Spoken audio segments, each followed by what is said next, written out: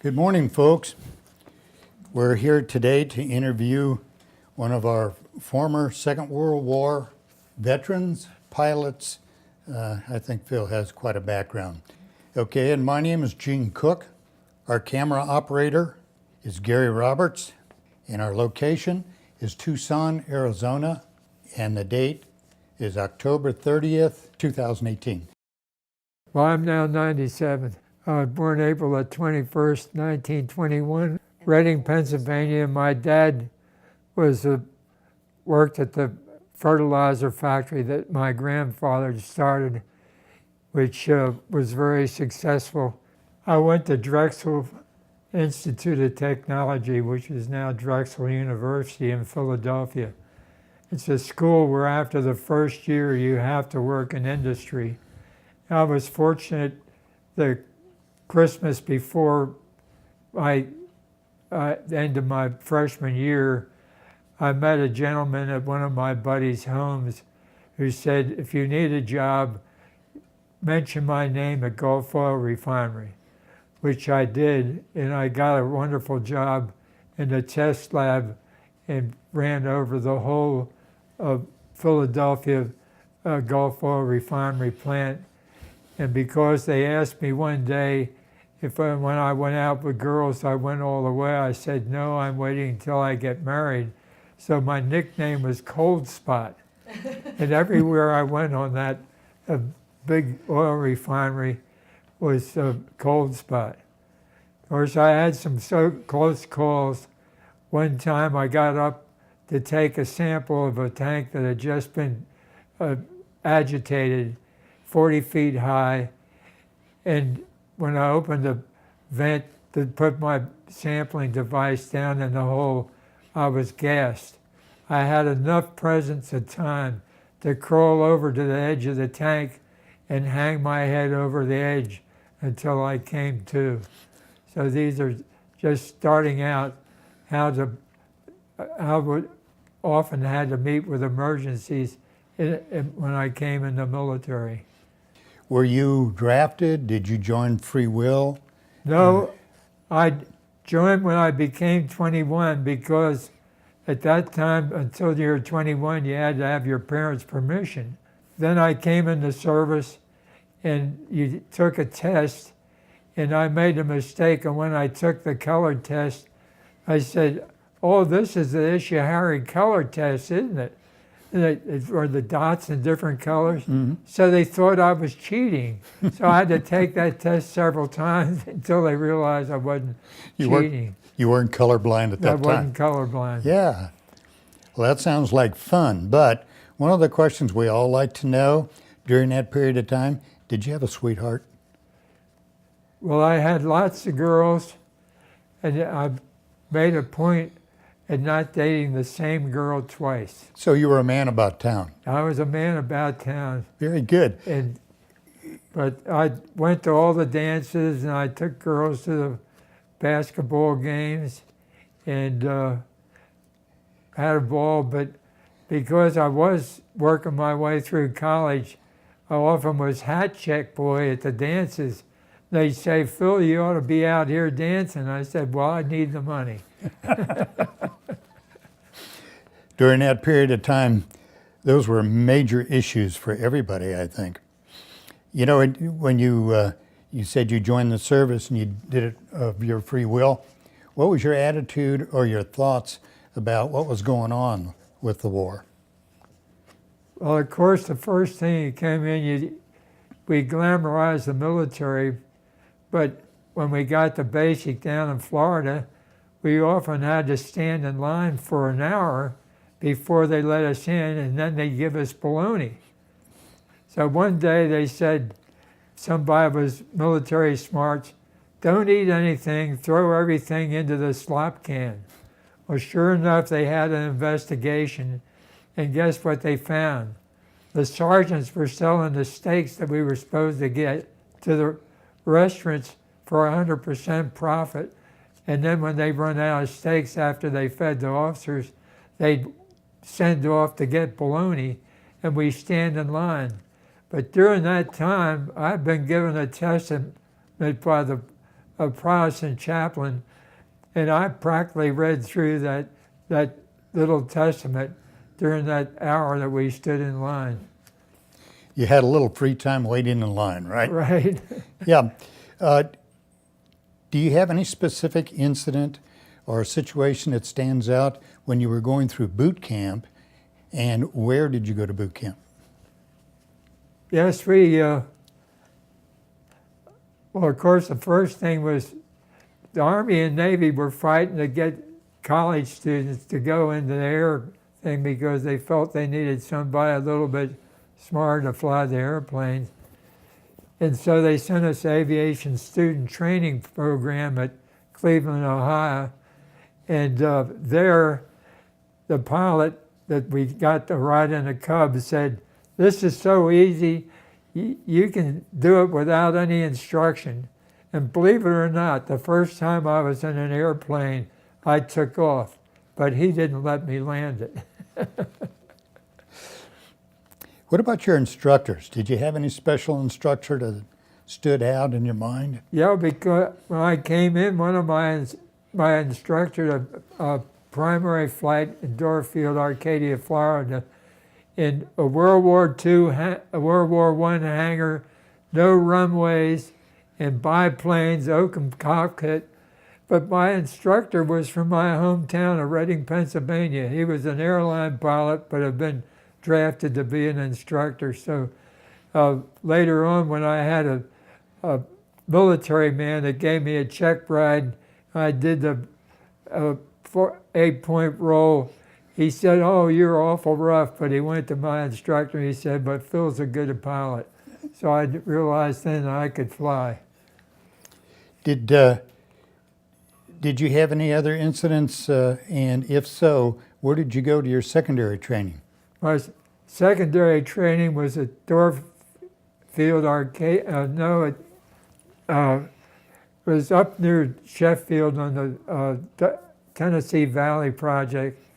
And my upper class went up one night, and they didn't have instruments. They didn't have instrument training, and it was a night with no visibility. The whole squadron spiraled in and killed every one of them, including the instructor pilot.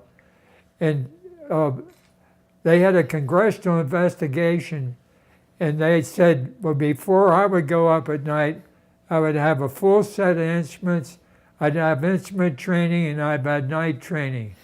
And my class, 44C, that's March of 1944, was the first class that graduated with an instrument rating.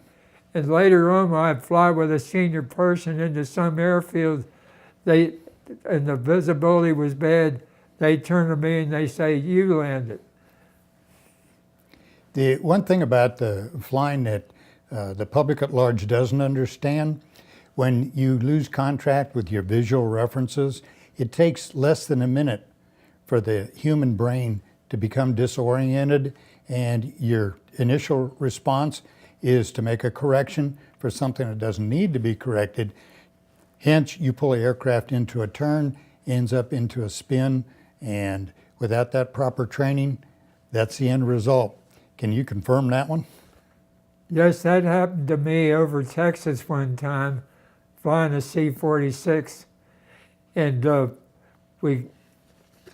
co-pilot turned to me and said, "It's your turn." And I took it, and he said, "Now make a 180 turn to the left." It was a day with no visibility. It was just brown everywhere you looked, up and down, no horizon. And I made that turn, and I started to go into the spiral. I said, "Believe your instruments, believe your instruments." And finally, I believed my instruments, and I corrected back, or we would have gone. When you start that, you get tighter and tighter, and you go into the ground. When you got to your first duty station, by the way, where was your first duty station? My first duty station was Tyndall Field, Arcadia, Florida. And I went up the very first flight. The pilot had me flying in circles, and we were firing at targets 500 feet below us in the water. He said, "You can do this." So he went in the back, and I soloed practically on my first flight in a B-17. But then I said, well, I want to do it. And I went back, and the crew didn't give me the handle you put on the thing, and I tried to crank it with a knob. I still have injury in my left hand here. But then I went up one day when they came down, the pilot said, I have a date, and he came down from altitude real quick. My ears clogged up. I had a cold at the time, and they put me on sick leave. But at the end of the week, they say, Lieutenant, we need you. I said, where are the other pilots? Oh, they're drunk. They're up in town. So that's how some of these heroes we hear about in World War II ended up. But I flew, and I have permanent tinnitus in this left ear from flying when I still had that ear. But it's a real high pitch, and I'm able to supplement it. And I only hear it when I think about it. But this is enough to tell me I'm still alive. Let me ask you another question. Where was your first combat duty station? Well, my first combat mission was in a B-24 Liberator, and we went to a target in north end of Czechoslovakia, right next to Germany. It was a synthetic oil refinery, and we bombed it. And the week before, Hermann Goering, the chief of the Luftwaffe, committed suicide. Why, he said, we lost the war because every time we built a synthetic oil refinery, you bombed it. That was my first mission, was to bomb a synthetic oil refinery. Now, were these daytime or nighttime bombing missions? These were all daytime. On that mission, a jet airplane flew through us. It was one of the first ones, and if he got a shot off, he did hit us. But the pilot in the lead plane opened the window, took his .45. The officers always carried a .45 pistol. He shot it. He said, at least we got one shot off at me. Yeah, you mentioned the fact that you flew a B-24 Liberator. Right. Can you tell us a little bit about that airplane? How big was it? Gross weight, number of engines, any of that? Well, it was close to 90,000 pounds, and they've counted the parts. There's over 1 million parts in it. And it was first made out in San Diego, but then farmed out to Texas. But then Ford Motor Company got it, and Ford spent a year getting tooled up. But when they got tooled up, they were producing a B-24 every hour. It was amazing. And they were the best airplanes, and we got one to fly overseas, and we wanted to keep it. Of course, they immediately transferred it to another outfit, but several months later, they said, Phil, you ought to go look at your airplane. One half of the tail had been shot off, but it came back with that half of that tail shot off. The 24 and the 17s both suffered extreme flight damage and were still able to make it back. So we could call those good airplanes in your day? Oh yeah, they were tremendous. We even had 2 bad airplanes where the tail had been shot up real bad on one and the nose on the other. They cut them in half and spliced them together. The only problem was it turned out to be 6 inches longer than it was supposed to be. We had one day when we were flying in formation, and all 3 of our engines on one's ran away. And the crew chief said, well, the prop governor's going out. And we were circling because the outboard engine was good and the others were running away. And the crew chief said, well, we got one good prop governor. We'll pull it out, put it in the engine that's run away, and move it on down. And we got all the engines running. But I couldn't synchronize them. They were all at fixed RPM. So it was vroom, vroom, vroom, vroom, vroom like that, which is the number one thing a co-pilot does, is synchronize. You had gauges for RPM, but you had to do it by ear to get it really accurate. But when we got back, we found that the wing across the runway on the other side, that they had a problem where all 4 of their prop governors went out, and they found an enlisted man who had sabotaged them, And they had a court martial, and they never heard from him again. What happened to him, I don't know. My pilot and I were both engineering men, and we learned to pull the mixture control back until the engine would detonate, and then we just tap it forward. And that way we got maximum usage of our gasoline. One time we came back and we were flying deputy lead. The lead airplane, who didn't know that, ran out of fuel on the runway. We land and get over, and the engineer gets up in the wing. He says, our wing tanks didn't siphon. If we hadn't practiced that, we would have run out jogging our throttles in the air. We would have run out of gas in the air. Oh, for years after we came back, we had bomb group reunions, but the unusual thing was that navigator in the tent next to me when I take my first engineering job in Memphis at Rotary Lift Company, well, here comes out, they had a projection, Wiley Clapworthy, who I'd flown with in combat. But then unfortunately, his co-pilot who stayed in the service ran into a mountain in East Tennessee, and we had to go to his funeral together. That was kind of a sad time. Yes, it was. During your flying experience, were you able to achieve any special status, and did you receive any medals?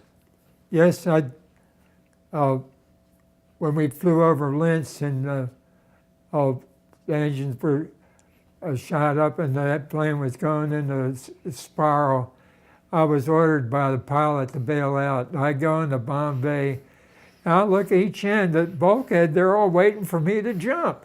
I look down at snow-covered Austria, and I feel if I jump, I'm going to either freeze to death or turn in and be a POW, which is not a good thing to be a POW. But then I spotted at eye level the autopilot.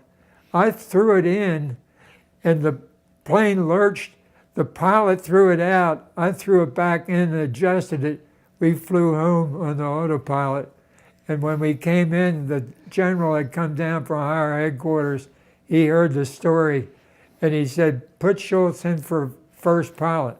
Up until that time, you went over, even whether you may be better trained than the pilot because he has seniority, you flew as co-pilot. But then they changed it that I would take half of a new crew and train them out, and the pilot would take half of the other crew. So that really it was much better training for from then on to split it up and train the people that way, instead of just have the pilot go one time with the pilot for a mission and then fly a crew completely untrained into combat. Your 24 Liberators, how many crew did you have in that airplane? We had 10 members. We had, of course, a pilot and co-pilot, navigator, bombardier, and 4 gunners. And we had 4 turret guns, front turret, top turret, ball turret, and a tail turret. And one day we were flying and the lead plane got iced up. He said, you gotta take over. He went to the back, and my tail gunner said, he's coming up, he's coming up. And I threw the thing out of autopilot when you're in lead and pulled on it, and those propellers had just missed us. But I did that because I had seen over Milan, Italy, where that same thing happened, where a plane came up and his propeller cut the tail end of the airplane off and they both crashed. Mm. I've seen one time where a man went into shock and all he could do was sit on the ground. He couldn't, on the floor of the airplane, he couldn't do anything. So sometimes your body controls what your emotions tell you should do. But in combat, 25% of our casualties were self-inflicted.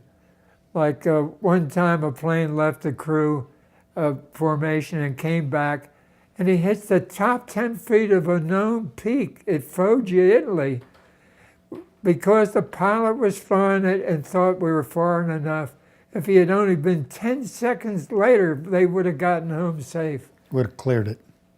Then, because our belly started flowing with him, I went to his funeral over at Barry, and boy, that's it really breaks you up when you see your loved friend that you used to go to Isle of Capri and with and so on, Rome with and so on, and you flew all those missions in a black bag. Did you ever give any thought about why they're not here anymore and you are? I don't know, but one day I had smuggled, with the approval of my crew, a little black market radio on board the airplane. When we got there, we had to write our letters by candlelight. And then finally they got electric wire in, but it would just glow orange. But then I noticed at midnight when people went to sleep, it would be bright. So I plugged my radio, it wouldn't work. So I went over to the radio shop and I said, can you make it work? He takes the cover off and he looks around for a tube. In front of my eyes, he breaks the glass, bends the wire, sticks it back in, gives it to me. He says, now it'll work. So I took that radio back and I listened. I listened to Access Sally. I listened to the British broadcasting things. And the one song that comes out I always remember was, there he left me standing in the church, left me in the lurch, standing in the church.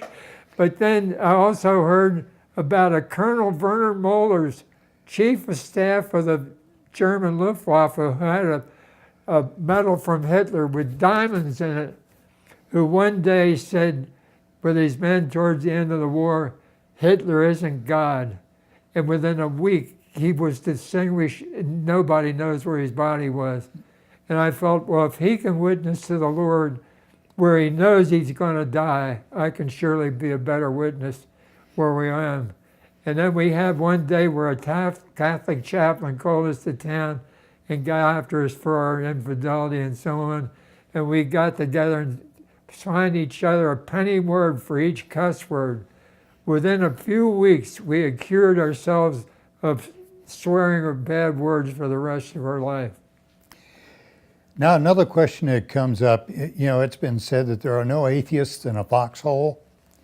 Did you come to faith, and if so, where and when? Well, I was always a Christian. I always prayed, and again, I told you I read the Little Testament when we had to stand in line so long. But I was for a singer, and I always joined the choir. And we had a chapel organ that it was the other chaplains wanted it, so to protect it, the chaplain even took it to his tent with him at night. But I sang, and one night when our airplane, because it was an old airplane that we couldn't get on the step where you fly so that you're in the proper position, we were mushing through the air. We had to land in northern Italy, had barely pulled off the runway and ran into the mud when another airplane missed our tail. But fortunately, a plane came in and said, we can fly you back home. You leave your airplane here. And I came in the back of the chapel, which was had a tent roof on it.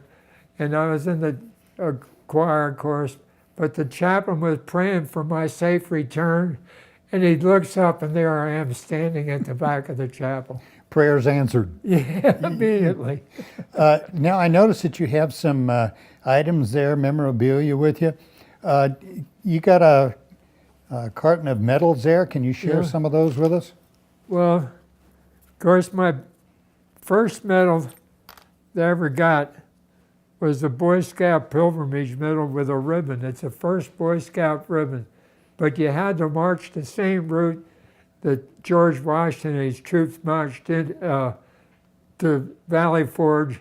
And we had a half tent on our back, and we had to walk around for 3 days noting historic things and then sleep on the ground. I found that it was a good idea for the two of us to lean up against each other at night to keep warm. But anyhow, this is the first Boy Scout medal with a ribbon on it, the Valley Forge Pilgrimage Medal. But then, of course, my DFC which I got for saving the airplane. And this is a copy of General, at the time, Colonel Arnsworth giving me the DFC, and he wrote a nice comment on this. Our bomb group got together until about 10 years ago. We had wonderful reunions, and one reunion, a co-pilot came in and had been sent his first time as first pilot and was shot down on his first mission, and he was mad because he had gotten that mission as his pilot. Anyhow, it turns out that if he had flown with his pilot was crashed in the Adriatic and there's not a trace of him. And so by sending him on this other mission, he lived. I notice you have a number of medals there. What's the most important medal to you that you received? Well, of course, the DFC, and of course, this is a picture of the Colonel, which later General Ainsworth given it to me. And it was given for saving the airplane when I was told to bail out, and figured a way of saving the airplane and the crew. So that was a pretty important event for you. Yeah. Yeah. Now I noticed on the table next to you have a model of an airplane. Can you tell us something about that? Did you fly it and where? Well, this is a B-25, and I checked out in those at Wright-Patterson Air Force Base when I was recalled to active duty for the Korean War. But because I was had children coming, I was exempt from going to the Korean War. Then they sent me to grad school, which was exempted you until you're finished grad school. But while I was there, I checked out in a B-25, and I would fly war-weary B-25s into Davis Monthan here, brand new ones though, to the West Coast. But I checked one of these out to go to mock-up meetings for MD3, multi-service purpose servicing units for the military with Mrs. Beach, who was acting president of Beach Aircraft.